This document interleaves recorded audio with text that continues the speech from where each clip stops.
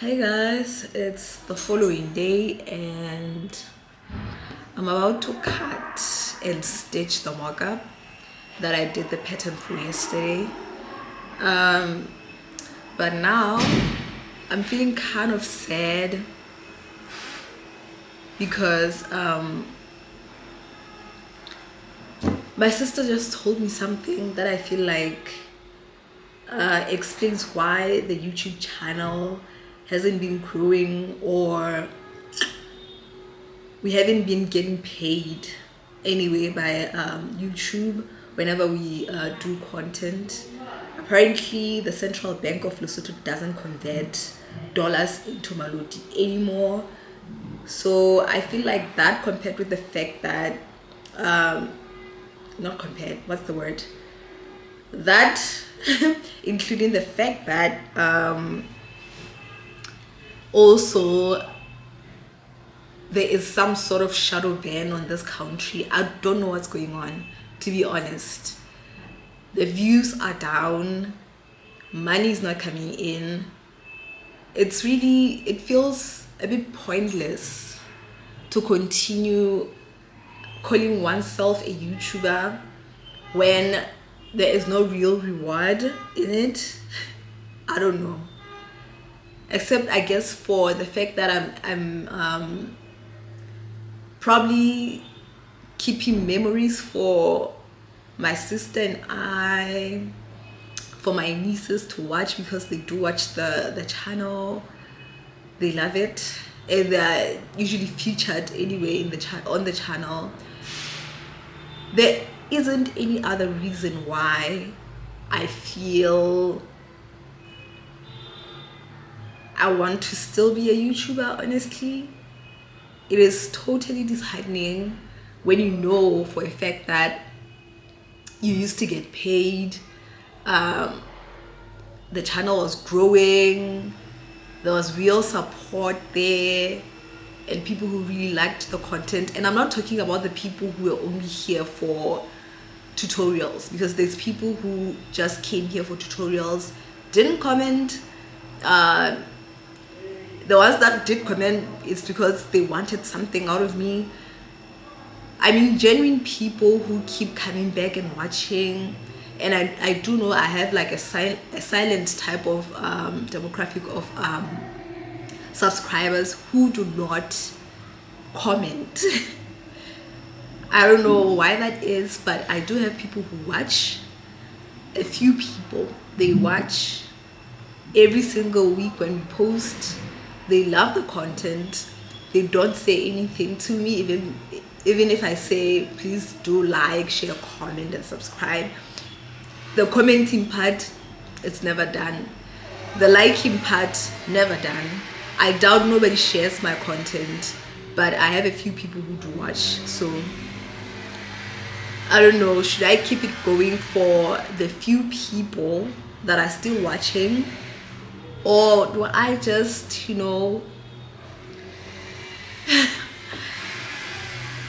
give up on it? Because what is the point? Yeah, that's the little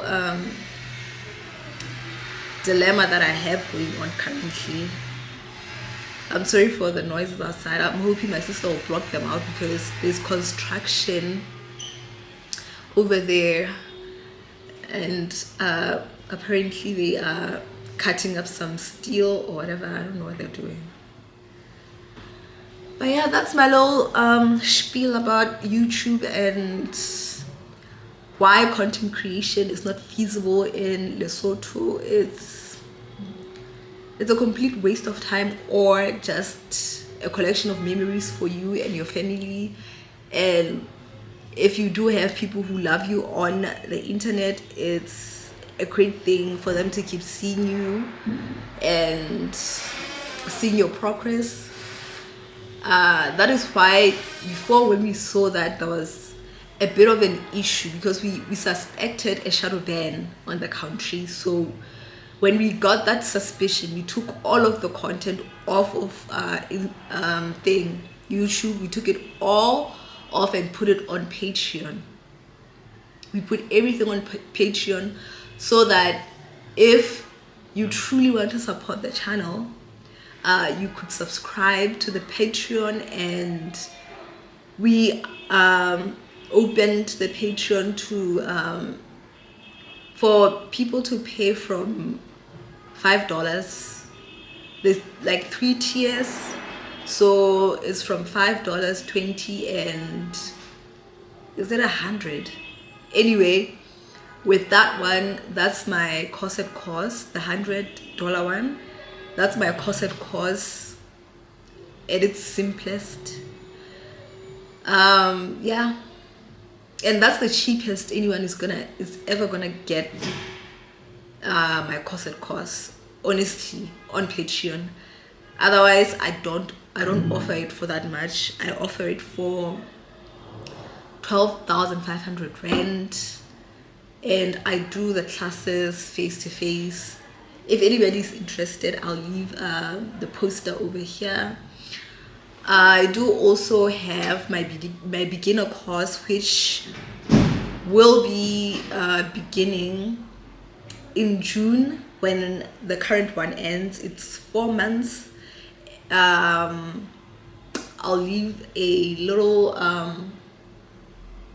poster over here for anybody who's interested, who is in Lesotho, or if you are someone who's not in Lesotho and you are interested in learning how to craft the way I craft, just go and subscribe to my Patreon, honestly, because all of the content I feel that's on the $5 tier, probably the $5 or $20 tier, that's the beginner courses, and all of the tutorials I used to have on the channel, they are over there. So just go on Patreon and subscribe there and just learn, because I could do like Zoom calls and have all of that on a Zoom call, but I find it is kind of difficult to teach someone who's not around, like real time. I don't know. You can let me know down in the comments if it's something that you'd be interested in. In my experience, I feel like it's wise when I have somebody face to face. Yeah. Anyway, that's my little rant about YouTube and the fact that there is no such thing as digital content creation in Lesotho. There isn't. I'm gonna go on and cut. It's getting a bit too loud, but I'm gonna go on and cut the mock-up for my client.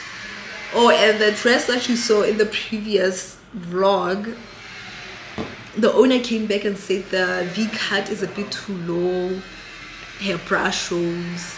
So now I have to finesse a way to have that bit covered up, and it needs to be stylish too. And I don't have any like lace fabric here, so I don't know how I'm gonna go about that, but I need to make sure that it doesn't seem as though I just slapped a fabric there to hide. It needs to be stylish. I'm sure you can tell that I'm really feeling down. On top of me feeling down, this is what happened yesterday. I was busy filming. I pack up to leave. I cannot find my lens guard, you know, that thing that you place on your lens so it doesn't scratch. I don't know for the life of me. I've looked everywhere in the studio. I cannot find that lens guard thing or lens lead. Now I need to buy a new one, and the ones that I saw on Take A Lot don't have the Sony logo. I'm so upset. I am really upset. Anyway, let me get on with cutting this corset. I tried a bit like different things. I tried different things on this corset, and really hoping whatever I did on this will solidify my plus size corsets. Really praying and hoping, and if it does, guys, she might as well be my model. Yeah, let's wait and see how the corset fits first. Let me not put that cart ahead of the horse. Okay.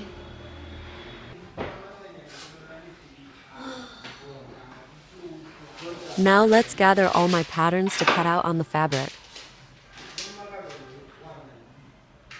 This mock-up is very important as it will help me see the client in the garment before it's even done. Our first fitting will be this weekend, and I cannot wait.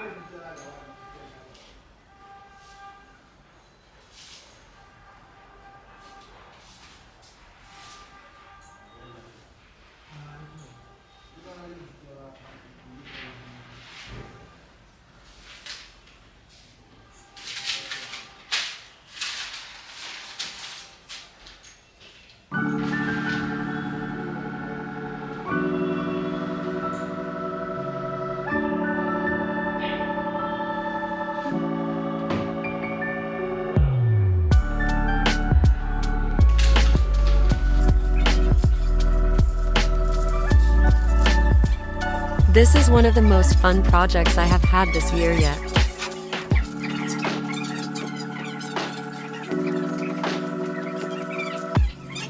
I have always struggled with fit, especially for my plus-size girlies.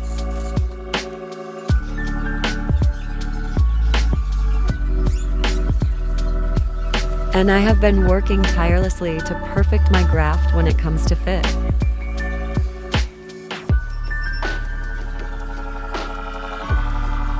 My belief is that every girl should leave my studio feeling like a queen she is.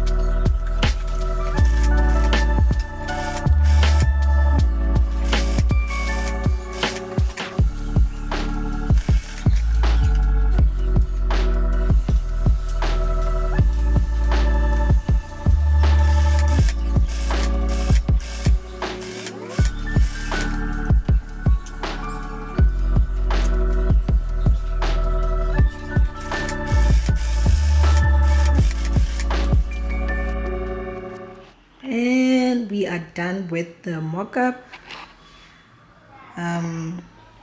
That's how high the cups are.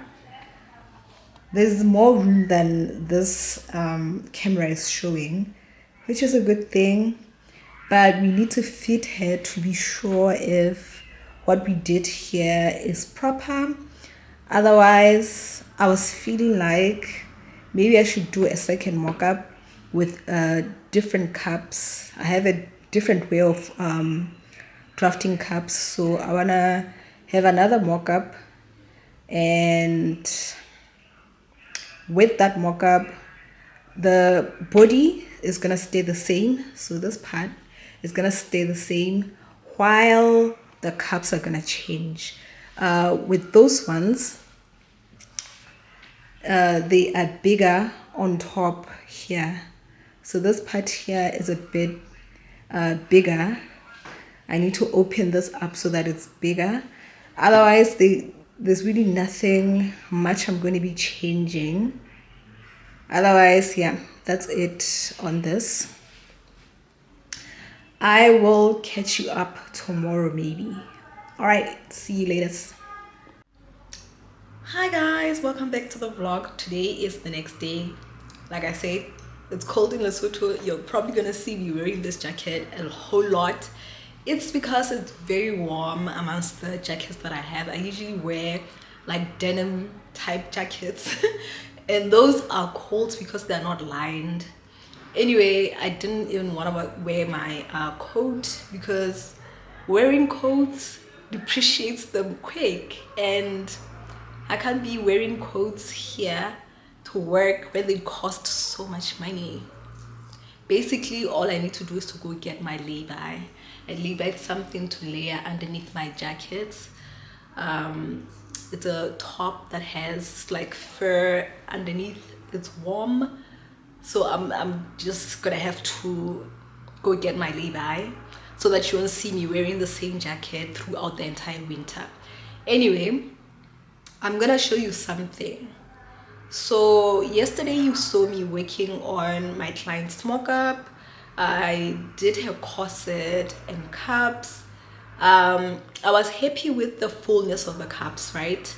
They are really high and everything, but I felt as though I needed to take that down a bit. I felt like I needed to take it down a bit because it was giving something I feel it shouldn't give. And you're probably not gonna see it. Yeah, you're probably not gonna see what I'm fussing about, but my fuss is not without cause because I've worked on bra cups for such a long time. I do know when they're gonna fit weird, so I tried to make sure that I find a way to at least get rid of like a centimeter of that peak of the cup, just a centimeter nyan. So let me show you. Let me turn you around. So here is the corset that I did yesterday. You probably saw me stitching and everything. So if you see here with this one, I pinned. I'll show you the inside. This one I didn't pin, but look at how sharp that peak is. See, it's sharp, but I mean it's not a bad thing because my client hasn't fitted yet, but I do know it's going to fit weird with hair, like wearing it. It's gonna have a bit of excess there. So this one, I've pinned it down. Let me show you. See, I've pinned it down because I want to get rid of that much. Focus again. It doesn't want to focus. I don't know why. Focus. But that's how much I want to get rid of. And of course, whenever you're doing these things, you need to go onto the pattern as well. And this is my new pattern. I made it a bit smaller. Honestly, what I did here, I made the previous corset smaller. As you can see, let me show you. With this one, you see there's a peak there. That's what I took down. It's a bit flat here but high at the top, so I make sure that the height is a bit higher. It won't make sense unless you are somebody who actually works on corsets, but with this one as well, I added a bit this side. Let me show you. See, that's where this one ended. So I added a bit this side, went up a bit, but then I made it shorter at the top. As you can see, it's shorter at the top. Yeah, same goes for this one. Oh guys, I'm running out of space. Be right back.